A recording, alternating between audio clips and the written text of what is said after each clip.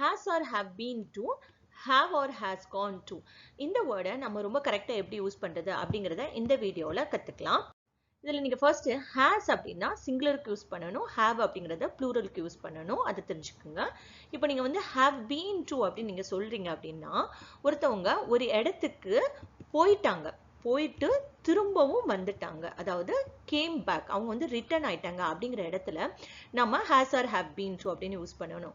But இதே நீங்க have gone to அப்படின்னா ஒரு இடத்துக்கு போயிருக்காங்க பட் நாட் ரிட்டர்ன், அவங்க அந்த இடத்துல இருந்து திரும்ப இன்னும் வரல அப்படிங்கிற இடத்துல நம்ம has gone to or have gone to அப்படின்னு சொல்லலாம். Look at the example. இப்போ வந்து நீங்க கேக்குறீங்க அப்பா எங்க அப்படின்னு கேக்குறீங்க, அதுக்கு அவங்க சொல்றாங்க your father has gone to the office.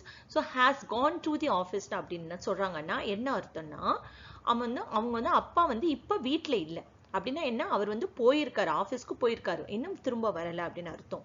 இப்போ இதே வந்து இந்த மாதிரி பதில் சொன்னீங்கன்னா your father has been to the office அப்படின்னா வந்து அப்பா எங்க போயிருந்தாங்க அப்படின்னு சொல்லி கேட்கும் போது அதுக்கு பதில் வந்து your father has been to the office அப்படின்னா அவர் வந்து ஆபீஸ்க்கு போயிட்டு வந்தாரு அப்படின்னு அர்த்தம்.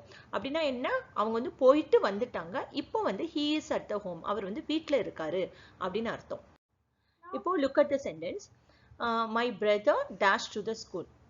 வந்து உங்க பிரதரை பத்தி ஒரு சென்டென்ஸ் சொல்றீங்க, பட் இங்க என்ன அப்படின்னா he will be back at 5 PM அப்படின்னு சொல்றீங்க, அதாவது 5 மணிக்கு அவர் வந்துருவாரு அப்படின்னு சொல்றீங்க. அப்போ இந்த இடத்துல என்ன போடணும், has gone போடணுமா has been to போடணுமா? My brother dashed to the office. he is tired. அவர் வந்து இப்ப டயர்டா இருக்காரு அப்படிங்கிறீங்க, அப்ப அவர் வந்து போயிருக்காரா இல்ல போயிட்டு வந்துட்டாரா, என்ன வேர்டு யூஸ் பண்ணீங்க அப்படிங்கறத நீங்க கமெண்ட் பாக்ஸ்ல மென்ஷன் பண்ணுங்க. Thank you very much.